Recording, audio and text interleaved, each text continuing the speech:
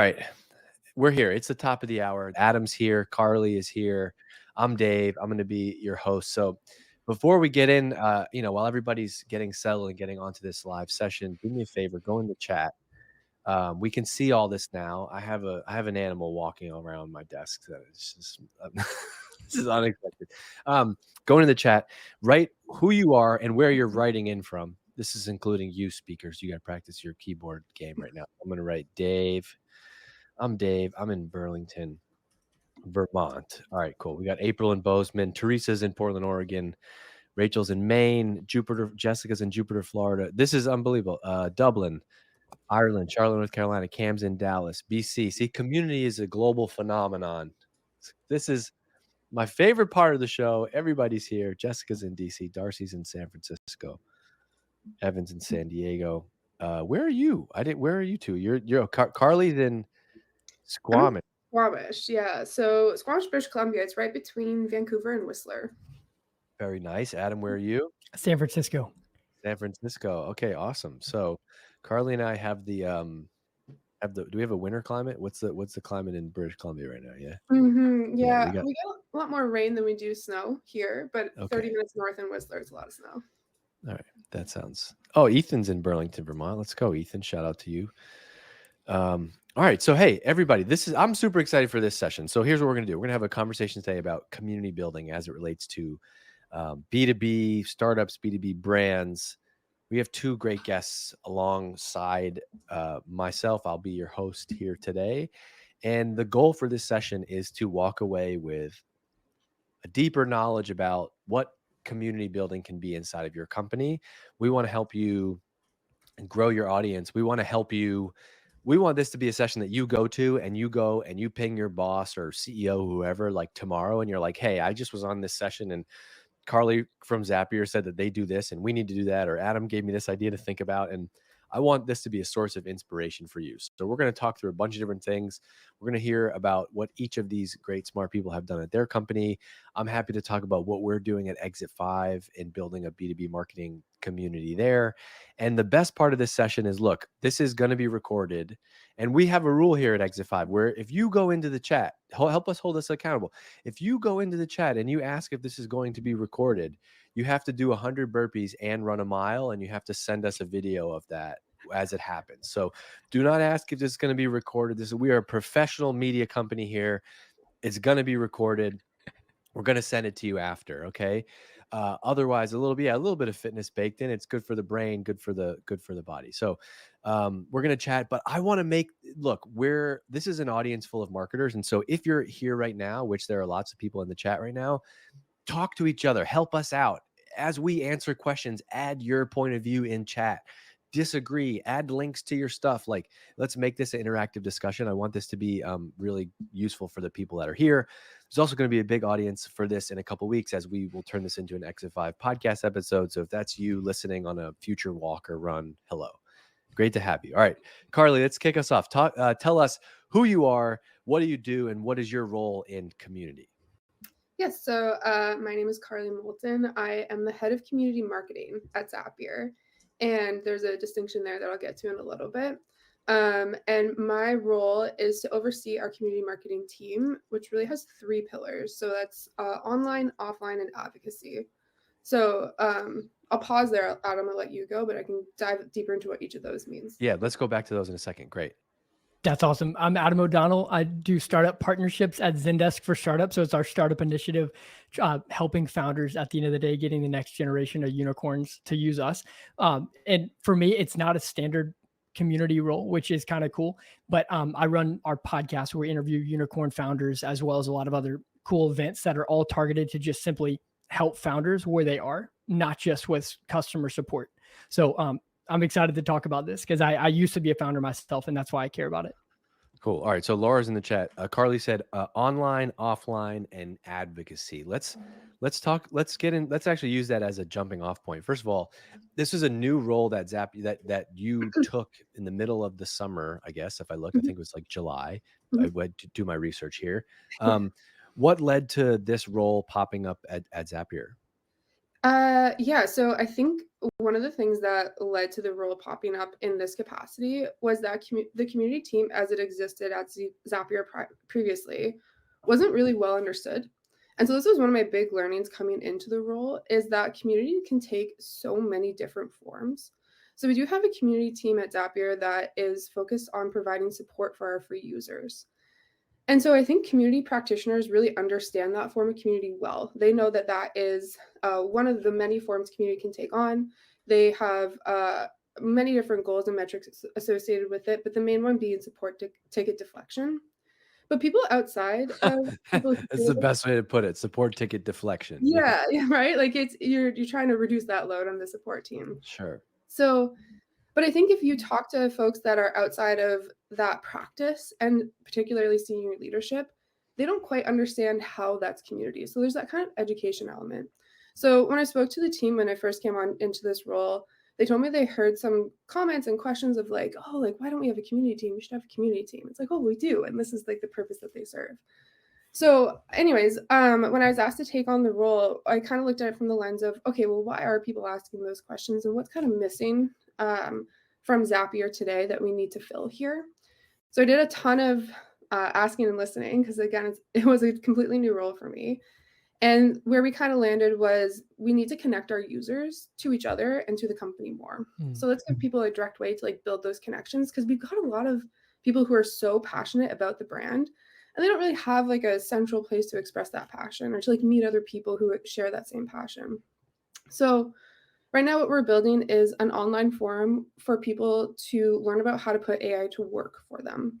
So I think a lot of people use AI right now. We're kind of figuring out like, oh, here's the party tricks I can use. I can write a funny birthday poem for Dave. But there's so many actual like powerful capacities to use it in your everyday work that are really untapped. So we want to make a home for that for people.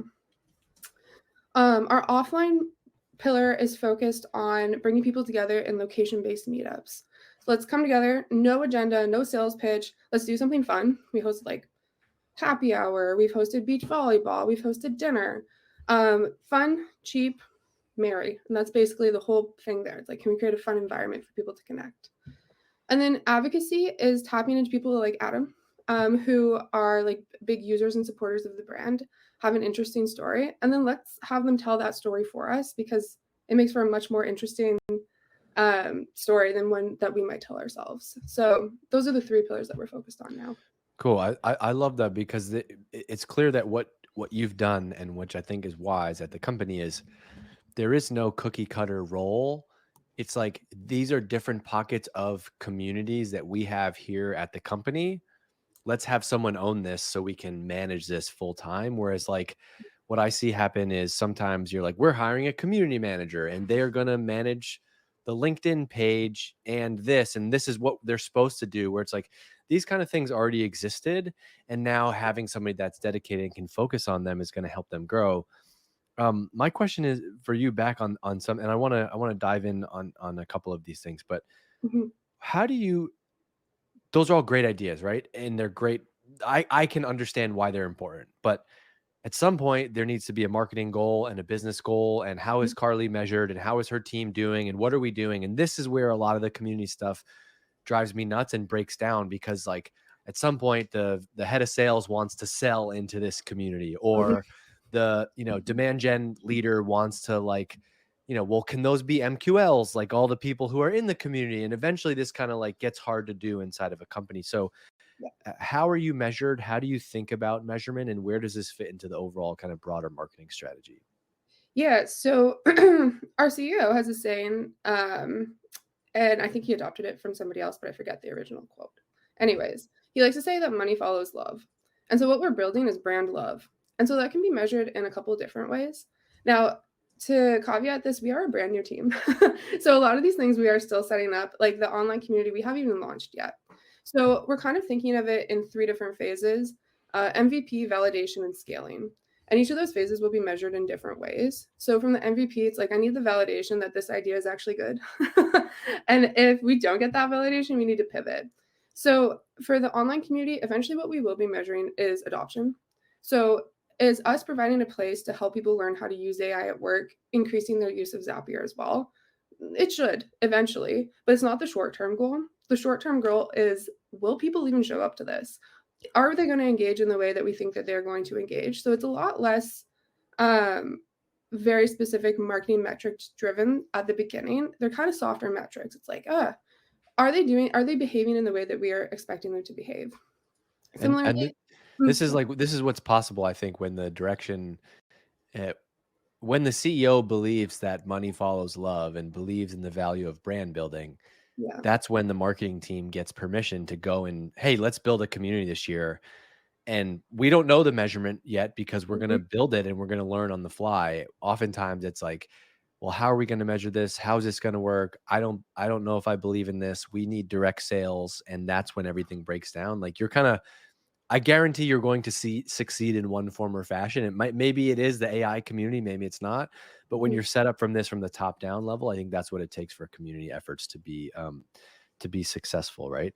Also, you mentioned, I think it's a super smart idea, and I wanted to call this out because I think this is where people that work at companies here, whether you work at a software company or an agency or whatever, like this approach, like you're not building the Zapier community, right? You're going to build we see this bigger trend, which is AI and automation in the workplace. Like, let's build the place for those people to hang out online, right? It's no different than Exit 5. Let's build a place for B2B marketers to hang out. I think where community doesn't work is when it's too broad and too generic.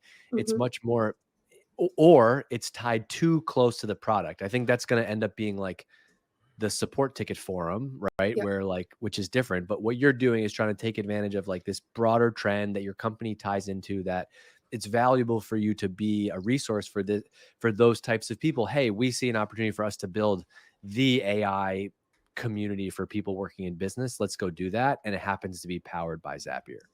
Yeah. Hey, wait, real quick. In the chat right now, there's a million questions in the chat. Go take your questions and go over to the Q&A. Take the same question, put it in the Q&A, and then what we can do is everybody that's listening right now, you can upvote questions, and then I will go and look through as we keep talking. Upvote the questions that you want us to get to next. Go ahead, Carly. Yeah, I was just gonna say, the topic that we were just on, where we're building a community around an idea or a trend, it actually has a name, which is another thing that I've learned in this new role, which is community of practice. So it's not necessarily tied to your brand specifically. It is tied to this like bigger idea. So people can come into this community whether they use Zapier or not, and they will get value from the community whether they use Zapier or not. So somebody was asking about like, do you measure lead gen? The answer right now is no. But will this eventually maybe lead to lead gen for us? Maybe. We'll see. It's one of the things that we're going to be looking at in the future. But I think it gives us a better chance to be successful in generating leads, because it's like you don't have to already be a customer of Zapier in the future to participate in the community. I see this in the chat. Amit said, are there too many communities out there? Is Zapier doing something different? I see this question all the time in marketing. Are there too many YouTube channels, too many podcasts, too many webinars? My answer is no. There's not. There's always going to be room for the right one and the most interesting one. And I think if you look at Zapier, has a strong brand, a big audience, a lot of SEO power, and a use case that is widely applicable to a lot of people. I think those are the right ingredients. And even if somebody's done this before, it doesn't mean that you can't be successful and do it your way. Totally. What about you, Adam? Let's flip over to your world for a little bit. So your focus is this podcast, right? How do you see, before we talk specifically about the podcast, how do you see podcasting as a channel fitting into this community bucket? Yeah, I honestly, like, even above a podcast, so I'm in a go-to-market role at Zendesk. And at the end of the day, I'm judged by how many startups join our free program. So it's still like a marketing kind of effort, but we actually sit under sales, which is interesting. So we want the next generation of unicorns to do that. And for me, I'm like, I used to be a founder myself. I moved out to San Francisco. The startup failed. It was really painful. And then I was fortunate to join a VC and got to see that other side of it. So for me, all I care about is helping founders. And I look at the right medium to do that. And I know what founders care about. And so I'm like, that's why the podcast was kind of it was just an expression of like what we really wanted to do, which is just help founders, period. And the three things founders care about is growth. Number one, like, how do we get new customers? funding. Number 2, how do we get VC intros? And, number 3 and 4, 5, 6 is kind of like, give me some deals, maybe help me save money, customer support somewhere down that list. But I spend most of my time on helping founders with the 2 things that they care about: getting intros to customers and learning how to fundraise. And one of the ways that we express that basically is through a podcast. And so I just started interviewing founders who had raised over 100 million. Started with Henry Schuck from Zoom Info. He introduced me to Manny Medina at Outreach. He introduced me to Auth0's co-founder. And it just continued on from there. And basically in these podcasts, it's just how, understanding their fundraising journey, understanding their product market fit journey. And that's it. But I haven't like put it as a community. We ultimately are, but it's just like kind of a reverse way of looking at it. But what you get from the podcast is you do get community, right? It might not be a particular place where someone's going to go log in and chat with other people, but you're starting to get fans of the show. You're starting to get listeners. You're starting to get people that are reviewing it and sharing it with their friends. They're starting to build some affinity for this company that you happen to work for called Zendesk, right? But this show happens to be put on. Versus if you exclusively put out the Zendesk podcast, that probably would not be as interesting or successful or attract the right type of audience for this. And so I think when it comes to like the reason that I love community, but it's also very hard to talk about and measure and manage, is because it's kind of like it's kind of like that it's good when just because like you can feel it or you can see it and you got to do these things. And so like I worked at a company called Drift, and the CEO there, David Cancel, was very much a believer in I think that line, Carly, you use, which is like the love follows money, or money follows love, right? And so he pushed the marketing team to invest in those scrappy community building ways, like we, send 10 handwritten notes to random customers, right? Start a podcast, do a random meet, like let's go to Miami, Florida, and do a meetup with 30 customers that happen to be down there, with no measure of the ROI, but like, let's set a cap on it. Let's see if we can do it in under $5,000 and see what we get from it. And those things make a huge difference. I think today it's very easy to focus on the highly measurable, highly scalable marketing channels, but there's so much in this community bucket that I think is really valuable, especially now at a time where people are still not sure what to do. Maybe budgets were cut last year and they're not coming back, or they're not growing, or you're looking for creative and new ways to build relationships with customers that don't require like direct response spending. There's a lot in the community bucket that I think is really interesting and relevant for people. Absolutely. I want to get to some of these. Questions because there's a lot in here related to stuff that we've already talked about. So this question is from Joel. What about tough to reach and engage? What about tough to reach and engage audiences like the C-suite, groups of CFOs, CEOs, et cetera? The idea of cheap and fun doesn't seem like an effective approach for this audience. Have either of you done or seen examples of community where you're trying to reach more of the C-suite? Yeah, that's tough. Cheap and cheerful, you're right, probably wouldn't be the most effective for this group when you're trying to like break into the boardroom. That's not a target audience for us, so I honestly don't have a ton of strategical advice for you here, aside from know your audience. Where are they hanging out? Like, where are they already, and try to meet them there, and then build your approach from there. I think on this topic, like if you're selling to the C-suite, that to me says that you're probably selling something that's going to be a bigger deal, right? You're usually not selling to the CEO, CFO, COO on a $19 a month SaaS product. And so I think here, the way that you're going to build community is you might have to spend more upfront, but you're going to do things that I've seen work really well.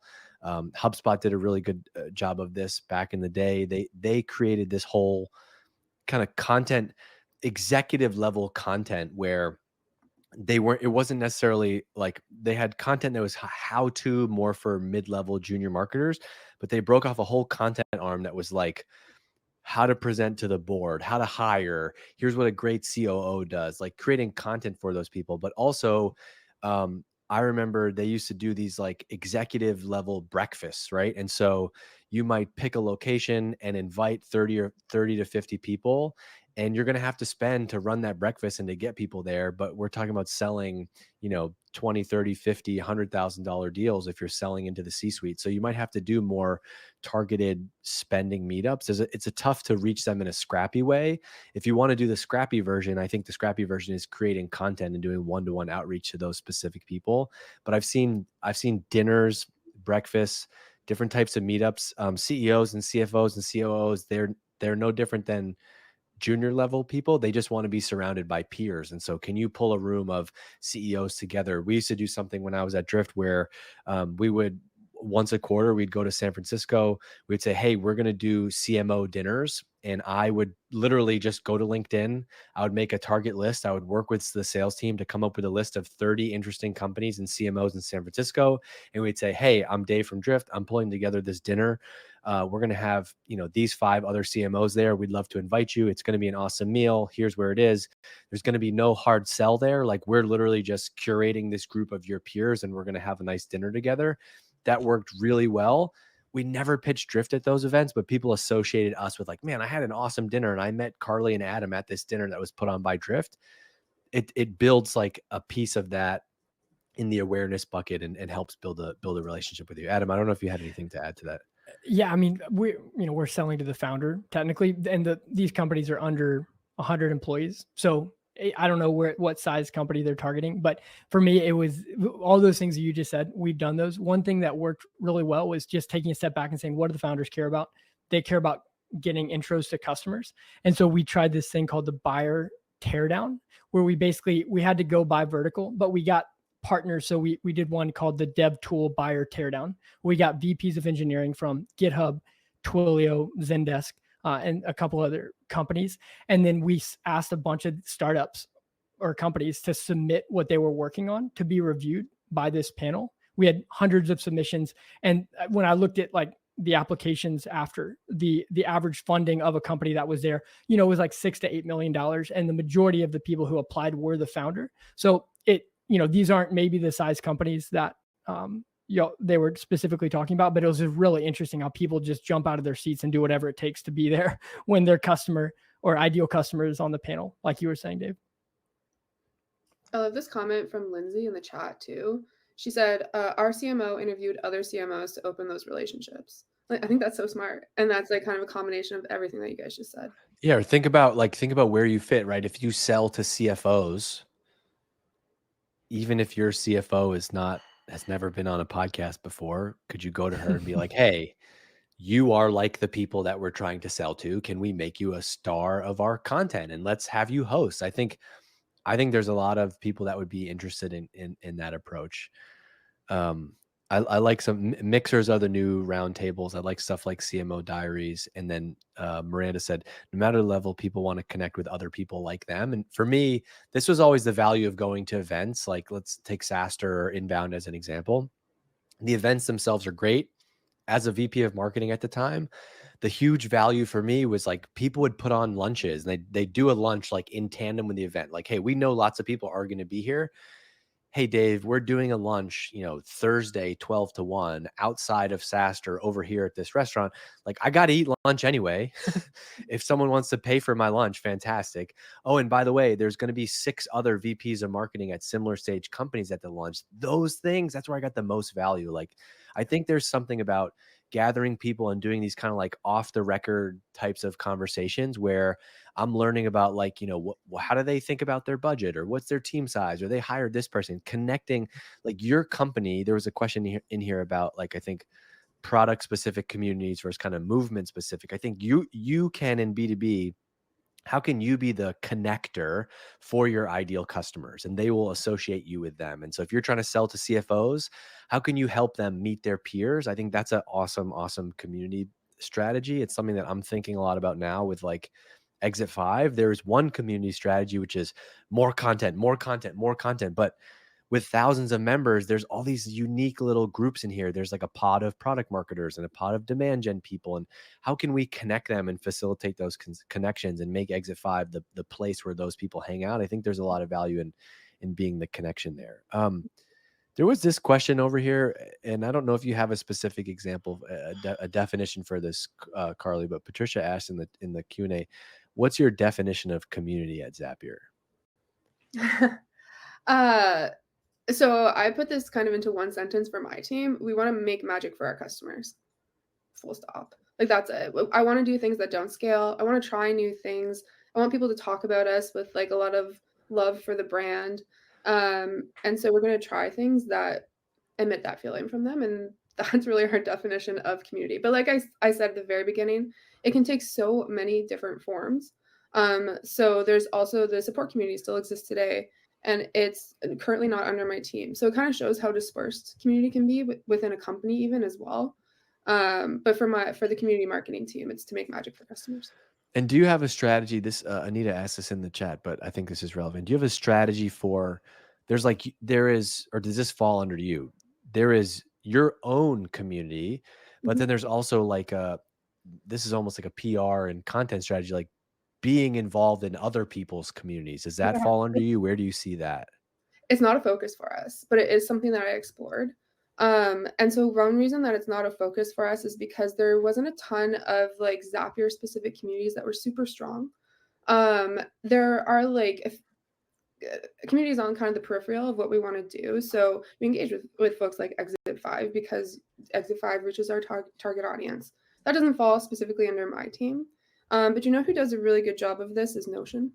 So if you're looking for examples of a company that does this well, Notion empowers other communities to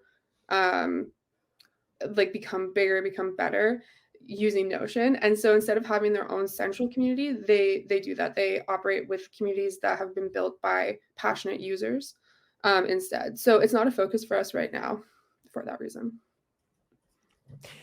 Yeah, that's interesting. That's one of the biggest things that we do basically is partner on other startup communities. So it's targeting the same audience, but I'll spend a lot of time with like AWS for startups and try to find co-marketing things that we can do with them. Brex has a great startup program. Mercury Bank has a great startup program. And it's just like I would say when I looked at last quarter, I spent about 31% of my time basically doing co-marketing activities with other communities. And I tracked that. I just had it up randomly. But anyways, so it's about how do you do cool things together. And then like we're also openly sharing lists and signups for any co-marketing events we do together. So it's like, hey, that partner gets to have all the signups and vice versa if we're going to theirs. Not to get all academic on you all, but the definition of a community, a group of people living in the same place or having a particular characteristic in common. That's great. So that's super relevant, right? If you work at a company, that company is trying to sell something to someone. Those people are often the same. Who are those people? They're living in the same place. They have a particular characteristic in common. That could be single mothers. It could be dads who want to work out. It could be B2B SaaS marketers, right? The opportunity is like, how can you be involved and facilitate connections between them? Because that's the brand opportunity. It's not to just, you could just get in front of them and instantly sell, but we all know that it's probably not going to work. And so if you want to build a relationship here over time and reap the benefits of that, you have to do it in a way that is not very self-serving, right? Like HubSpot creating inbound marketing and building this inbound marketing community and this movement around inbound rallied all of these marketers who were like, yeah, you know what? I believe in content. I believe in creating content that's so good it attracts customers in, as opposed to just doing outbound. Like I do that. I do marketing like that. I want to hang out with those fellow people. That's the opportunity. And then the other definition is a feeling of fellowship with others as a result of sharing common attitudes, interests, and goals. And that's kind of what we touched on earlier, right? Common attitudes, interests, and goals. Hey, we have this shared interest. I work in B2B marketing. Like I want to be around other people and learn from them. And the opportunity as a business is, could you be the place where those conversations happen? And it can take place in multiple different forms. It could be a Slack group. It could be a Facebook group. It could be, you do 4 times a year, you do an in-person event. It can take all sorts of forms. Then there's also community that comes out of doing certain things. So I think like Adam hosting a podcast, I've seen this multiple times with podcasts now. A community builds. People are like, I listen to this podcast. Like there's this podcast, My First Million, and they gave Exit 5 a shout out last week. So it's top of mind. But people love that podcast. They do meetup. Like there's people are doing meetups around the country, like on their own. That tells me that that podcast has a community. And the reason why is because they've put out interesting content. They don't try to sell anything to you. That's the opportunity that you can facilitate as a brand. Dave, I have a question. How big is too big in terms of the breadth of the community? Because I think focus is also a challenge. Because like if we just did like any kind of founder versus like maybe we could tighten our community and get better if we did a specific kind of founder. I'm curious how you think about that. Yeah, I don't know if I have a particular like metric or number. I think generally a niche is going to perform better than a broad targeted group. Like you have working out, but then you have like CrossFit, people are raving fans, runners are their own breed, yogis are their own breed, right? You you can kind of break these off. And so I would look for something like that. And so it's, using like Exit 5 as an example, it's why, like, could you make the case that Exit 5 could be a marketing community for anybody that works in marketing? Absolutely, right? But is there a big enough audience where if we focus on B2B, and is there some shared story where like it makes sense to be B2B because I spent 10 years in B2B marketing. That's kind of where I've built a network. That's how I got to this idea. Usually there's some story that's going to like unwind back from that. And so like in your case, right, it's like not just any startup under the sun. There's kind of a specific, we're kind of focusing on, like you said earlier, I'm focusing on venture-backed startups. I want to talk to founders who've raised $100 million. There's a reason for that because that's going to attract the right audience for you. So there isn't a particular metric, but I do think that you're going to have much more success if you can niche down and then add, right? Because now Exit 5 is focusing on this niche of B2B marketing. I don't plan to do this, but we could, right?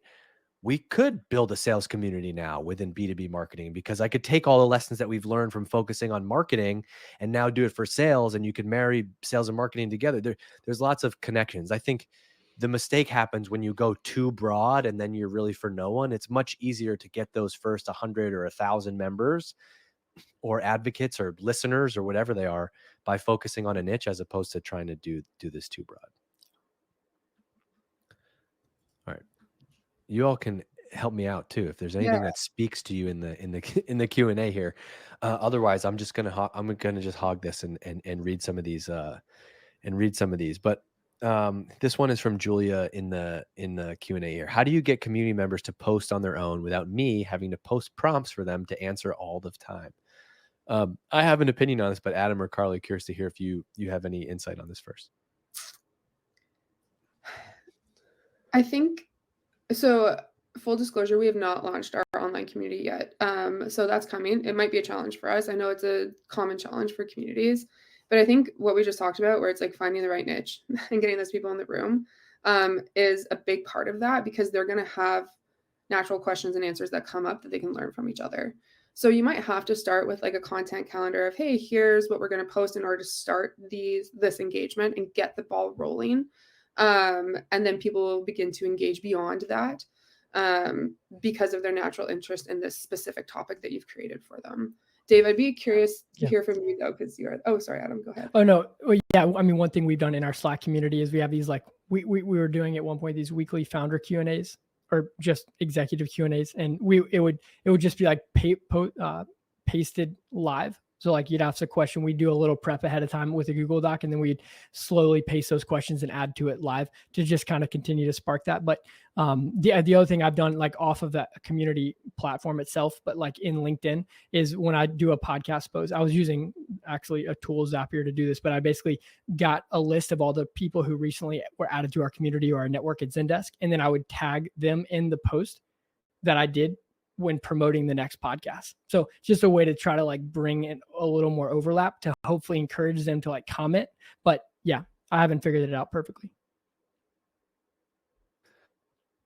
This is a great question. And I think that this tells you a lot about the community and the fit. And I think that, so to Julia's question, how do you get community members to post on their own without having need to post prompts for them to answer all the time? I think that's part of I think I think that is part of the answer, and that in the beginning it has to be you super involved. And ideally this community is started by someone who is an expert or has deep passion or expertise in this niche. And I'm going to not use an Exit 5 example, but let's say that you love The Office. You think The Office is the greatest TV show of all time and you want to start a little mini community or group for people, right? You're the one who started this, right? You have passion or energy or lots of thoughts and content about this. It should come from you to start. You should be the one prompting people in there. I think you have to start it. And that might be for years or months. I mean, we're going on, this is going to be the third year that I've had the Exit 5 community. If you did the stats, I looked at them before I moved off of Facebook into Circle. I have written over 3,000 posts in there. And so there is no other way. You have to be the facilitator, and you have to be the somebody has to be the facilitator. Where I see companies make the mistake, especially in B2B SaaS, is they're like, we're going to launch a community and the community is going to be about AI, and the AI community is going to be managed by our intern. And every day the intern is just going to post like a prompt, like, what are you working on today? What did you do this week? What's your favorite tools? That stuff eventually just dies out. And after 6 months, they shut it down because there's no engagement. You have to post, but you also have to be like a facilitator. And so I'll be in there, I'm answering people's questions. I'm saying, wow, you have to reinforce what good looks like. And so if I'm posting and all of a sudden it's only been me posting, but one day I log in and Carly posts, I'm like, wow, hey, Carly, this is awesome. I'm so glad to see people posting. I want more people to post like me. You can even write like, hey, everybody, it's been fun. Like, I'm enjoying facilitating discussions, but I want this to be a real community and I want you to help me drive this thing. Ideally, you have a group of people who are all doing something similar. We all are into yoga, right? I'm not just going to post every day. Why don't you start? Tell me what you're interested in. Tell me what your hangups are. You have to like give them permission to post, and then in the comments reinforce what good looks like, and eventually you kind of start having conversations. It's honestly like how I have two guests on this webinar right now, but I'm trying to bring you each into the conversation, right? You have to do the same thing, but it's going to be in a dedicated space online. I would also say that this is where you have to really think about if you're doing this for a while, something's not working, and it could be the wrong audience fit and it could be the wrong content fit. And so can you whittle down the audience even more? Maybe the targeting and what you're posting about is wrong. Like, I think a lot of the times with content, it comes down, this is a silly thing to say out loud, but a lot of times with content, it comes down to the content. And so if you're posting all the time and no one's responding and you can't get people to post on your own, you either have the wrong people in there or you're posting the wrong stuff, and you just got to keep trying. And this is why I love the idea of, like, I think community starts before you go and build a dedicated online community. Like, I'd rather see you be active on Twitter or LinkedIn and have a sense for this. This is how we got to Exit 5. I was posting almost every day on LinkedIn about B2B marketing. I grew a following there. I started to get a feel for what people were interested in. When I launched the community, I already had a good idea that people would be interested in it. And now it just became a smaller subgroup, in a dedicated space. I see you both kind of nodding along. I'm just curious to hear your reaction to that. Yeah, one tactic that we're taking, and I see Rachel in the chat here, and she's actually leading this, she's on my team, is we have the benefit of building this community net new. So we're starting from nothing. And so one thing that we're doing with the MVP phase is we're hand selecting people to be part of the community. And our goal is to kind of grow a whole bunch of these facilitators. That's a great idea. Yeah, and that was Rachel's idea. So it's like, let's make them feel like owners of this community. Hey, like, you own what this is going to be. You're going to help build this with us. And so with that ownership, they feel a sense of like, hey, I need to come in and like help make this the best that it can be, because like I've got a stake in this. So that's like the very first phase of the community rollout for us. And I think we'll learn a ton from that too. It's like, well, what type of content do they want? Because we've got a good guess. We've got a good hypothesis of what they're looking for just based on our conversations with customers. But I think that'll evolve too as we bring them all together in this one group and we continue to learn from each other. I love the idea of seeding the community with people that you think are going to be active. I think if you just open this up to the world and you're like, our community is here and it exists. Like, I'm thinking about doing something later in this year where we add on something into Exit 5 that's a little bit more focused on like future marketing leaders, because there's kind of general B2B marketing knowledge, but there's this track of people who want to be VP or CMO. I don't want to just announce that to the world. I think we're going to we're going to go through and find out who might already be in there that would be a good fit for that. Tell them about it. Start it with 10 or 20 people for 2 or 3 months, get the thing going, get feedback, and then open it up to the world. I think that's the hardest thing is the cold start problem. And you don't, with a community, you want new members to join. And the community, it's like, it's only as valuable as what's already in there. And so if you launch a community and you get hundreds of people to sign up, but nobody's posted content yet, then it's not going to be effective. Versus start with a smaller group, have 10 to 20 people in there that are active, adding value. Then I join and I'm like, whoa, this stuff is already in here. This is really valuable. That's so good. I feel like that's similar to the podcast. When we first started, I was just like, I just want to do the right thing and just get the content that I know that founders want. But I almost like ignored the views and listens because I just didn't want to get discouraged, because every time I started a podcast, it takes so long for the momentum to happen. And despite interviewing some of those really big people, the views were not really significant for the first year. It took, a year and a half and other promotion that, has now grown it, but it was just really painful. But I just said, I'm not going to let that be my definition of success. I want to it's those one anecdotes. And I started screenshotting every time I heard a founder saying like, that was really helpful and this is why. And I'm just like, that's my North Star. I got 10 this quarter, like data boys. It helped me. That's huge. I mean, back to like Carly launching a new community. I think there's so much value in, yes, it's important to measure this and have metrics, but like you will know as you go. And I think especially with efforts like this, where it's not going to happen overnight, part of the success means we're going to show up, we're going to focus, we're going to go hard on this for a year or 6 months. Right. And we're going to do it no matter what. Like if Adam set out to launch his podcast and he did 3 episodes and the response was not great. Like, I'll give you another example of this. On this, I started this, a friend of mine, we started this golf podcast. I love golf. And they say dress for the job you want, not the one you have. I'm trying to plant this future seeds, right?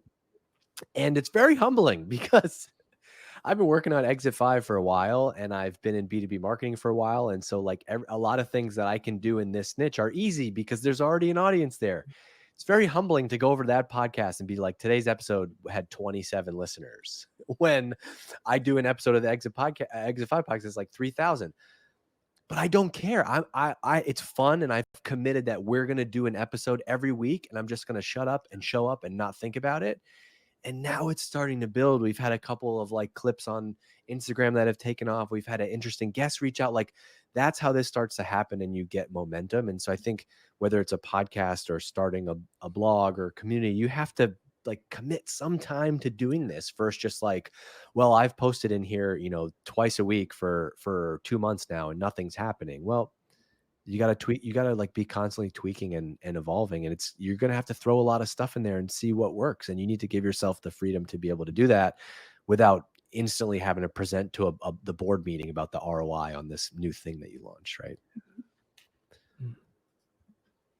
There's a lot of questions or like chatter in the chat about tooling, which was another thing that kind of threw me for a loop in this new role. Honestly. Yeah.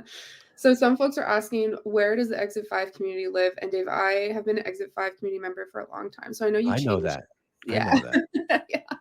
Fairly recently though, but I'd be curious. You want me to give my rant about tooling? I do, because I have a feeling I've got a very similar one. What's your rant? Tell me your rant first. Okay, it's not a nice one. All the community tooling kind of sucks. So it's like you're choosing the lesser of all evil when you choose the tooling. And every single I think it's a crutch. I think it's a mistake. Yeah. I think that what we like to do is we like to spend a lot of time picking the perfect platform and think that the success is going to, you can pick the best platform in the world. Like, let's say, I'm just going to say this because this is where it is now. Let's say that I use Circle. Let's say that Circle is the best community platform in the world, right? Mm-hmm. You can have a bad idea for a community and be not good at it. Just because you host it on Circle, it is not going to make it work. The flip side of that is exactly what I got myself into with Exit 5, which is I accidentally built a very successful community on Facebook. Yeah. And I really wanted to move off of that, but it got to scale. Like I wouldn't have been able to build this business if I didn't build there, because it just happened to work.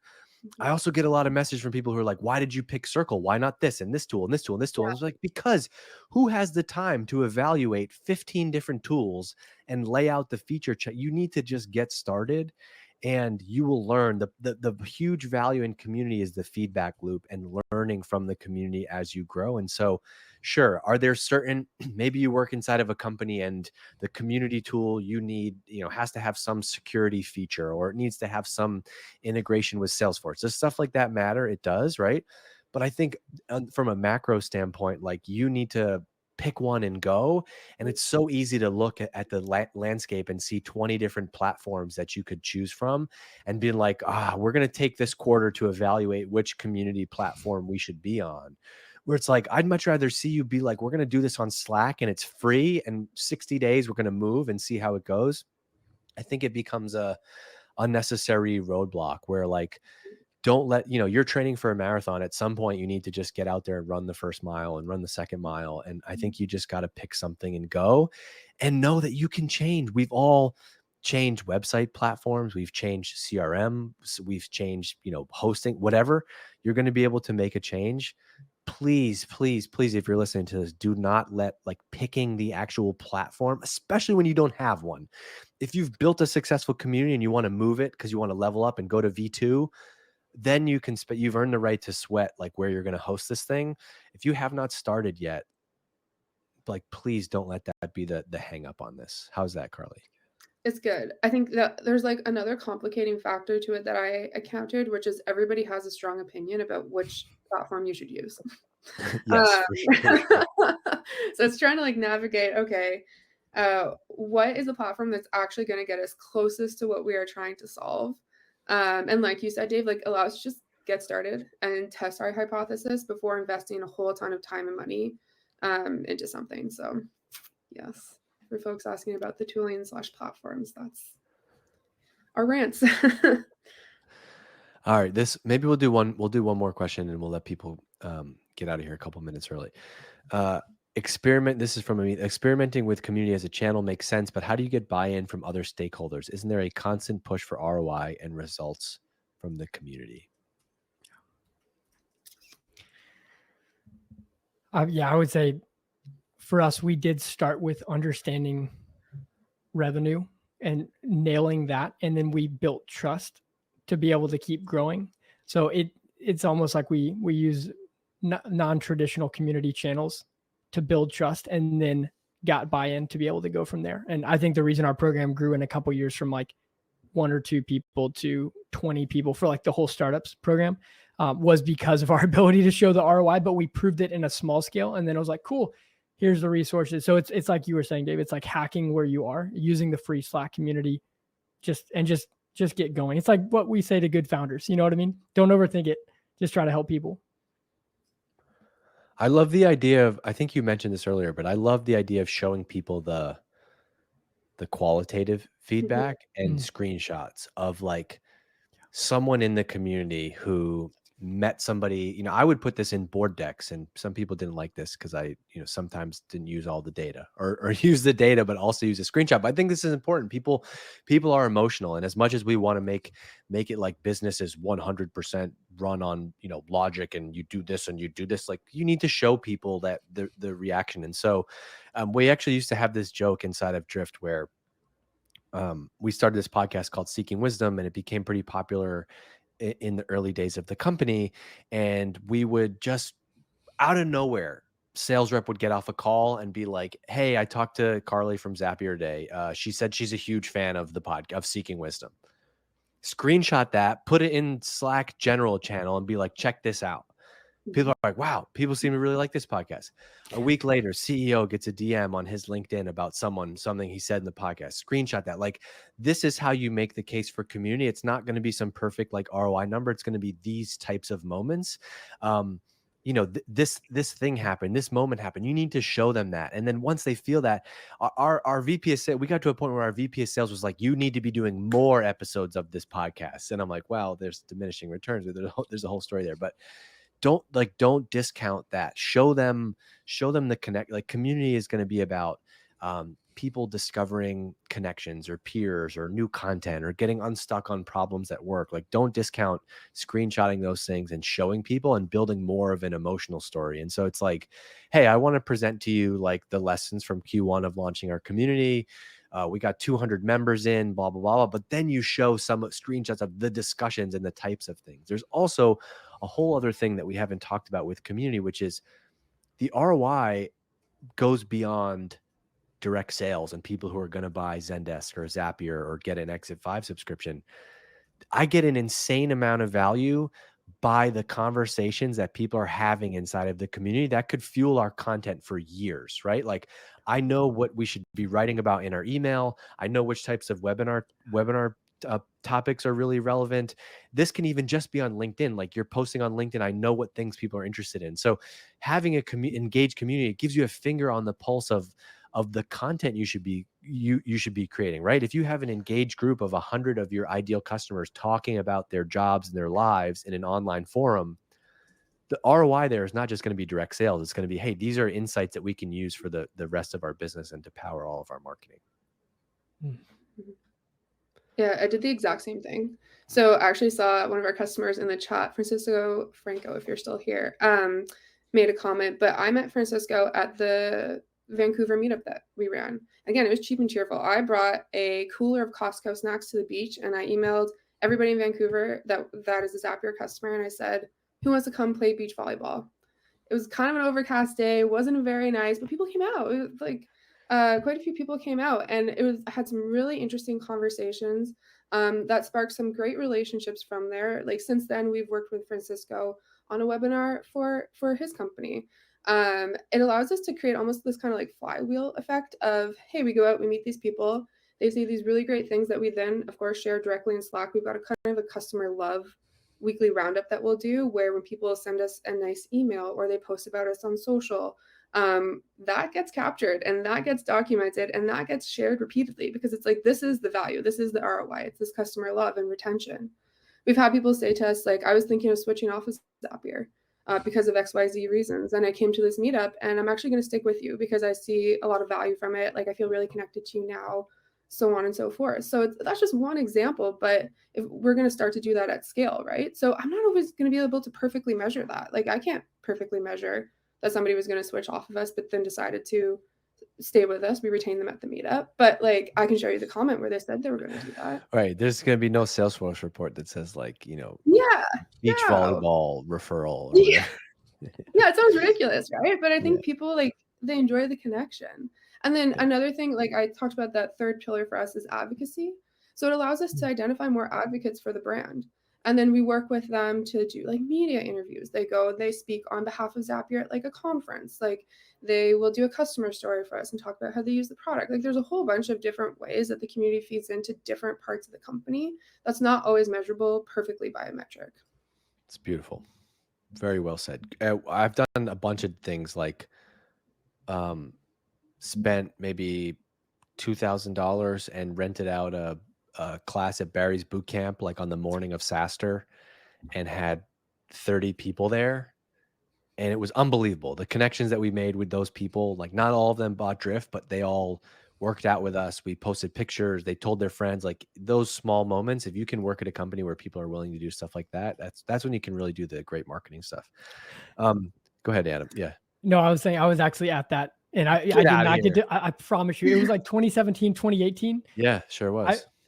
In San Francisco, I remember, on like Bush Street. Anyways, that's amazing. You were at that workout? I went and ran at that workout, and I met some really cool people. One of the guys who sold his company to G2 Crowd, Patrick. I can't remember his last name. Oh, yeah. Anyways, that's amazing. Patrick Barnes or something like that. Yeah. Yeah. Josh, this question is from Josh. We'll wrap up in this one. For earlier stage companies with less brand recognition, how do you evaluate directly tying your brand to a new community? Hey, I swear we're not just trying to sell things. Oh, let's think about this one out loud. The answer is in the question here, which is don't do it, right? You have to prove it, right? You have to not sell things. No one's going to believe you until you don't do it. And so you can't just say that, you can't just say that up front, but it's going to be in the content over time. And so show them that you're going to deliver on that. And I think if you're an early stage company, don't have a big audience, and start with 5 people, right? Your community could be 5. You're going to connect 5 people. You're never going to sell your product. You're just going to all help each other. Hey, we all work in HR. I'm going to help connect you all. I got 5 people that work in HR together. I'm never once going to talk about my HR software. I'm going to help connect you because I know some people in the industry. I think you just have to do it by showing them, right? And I also think I think great marketing happens when you lean into the objections and beliefs that people might have. And so if you're like, hey, look, I know you might be skeptical. We promise that we're not going to sell you stuff in here. And if you do, like I say this in emails sometimes, I'm like, hey, we're going to email you stuff. Like I promise that our emails will be thoughtful and respectful, and we're not going to email you too much. If we ever do, like, reply back and yell at me or unsubscribe, it's totally fine. I think just even saying that just sets the expectation. So I think this is something you can own in your marketing and in your community building. All right, Carly, Adam, thank you for doing this. It was awesome. We had 130 people here for most of this. The chat was buzzing. There's a lot of people in here that are passionate about community and all the various forms.